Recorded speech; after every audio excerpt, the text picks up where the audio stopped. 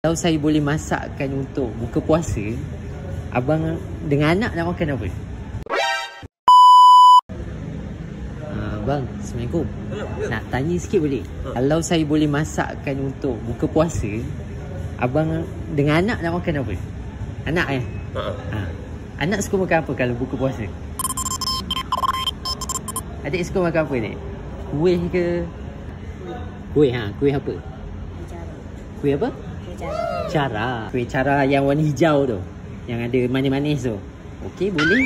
Nanti abang buat, besok abang hantar dekat sini. Okey, so jom buat kuih cara.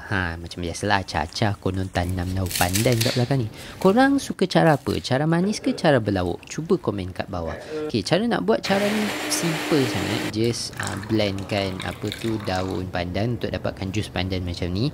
Lepas tu bahan dia pun memang kita blendkan je dalam blender ni. Tepung. Lepas tu letak pula santan. Nak pakai santan segar lagi sedap lah kan. Ni pakai santan kotak aje. And then make sure letak juga garam, baru dia lebih masin sikit. Telur pun boleh pakai 2 biji. Kalau nak lembut lagi, pakai 1 biji je pun boleh. And then this one pewarna lah, bagi dia naik warna sikit. Lepas tu dah blend, nampak tekstur dia macam ni. Kita tapiskan supaya lebih licin lah. Dan acuan dia pula pakai bentuk yang ni, macam-macam bentuk boleh pakai. Yang ni sebab dia tak rata bawah tu, kita letaklah plate macam tu. And then ni sebenarnya nak buat dia punya penyapu ke panggil benda ni. Nak oleskan minyak dekat acuan ni. So pakai daun pandan lah, cara tradisional sikit kan. Pakai berus pun boleh sebenarnya. So make sure oleskan setiap tu minyak. Dan panas-panas, dah panas barulah kita tuangkan acuan ni. And then nak letak gula pula, make sure dia dah matang sikit baru letakkan gula. Lepas tu yang paling penting juga, kena tutup, barulah kita punya kuih cara tu masak. Bila dah masak macam ni, kita angkat.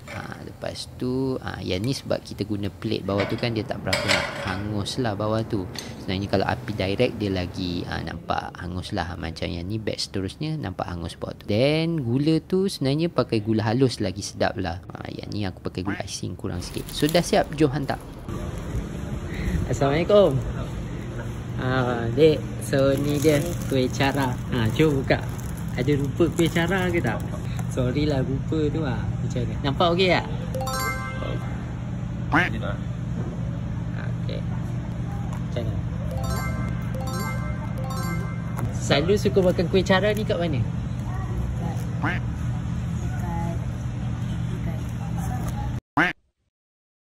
Memang kuih favourite dia dari kecil kan? Ya, betul.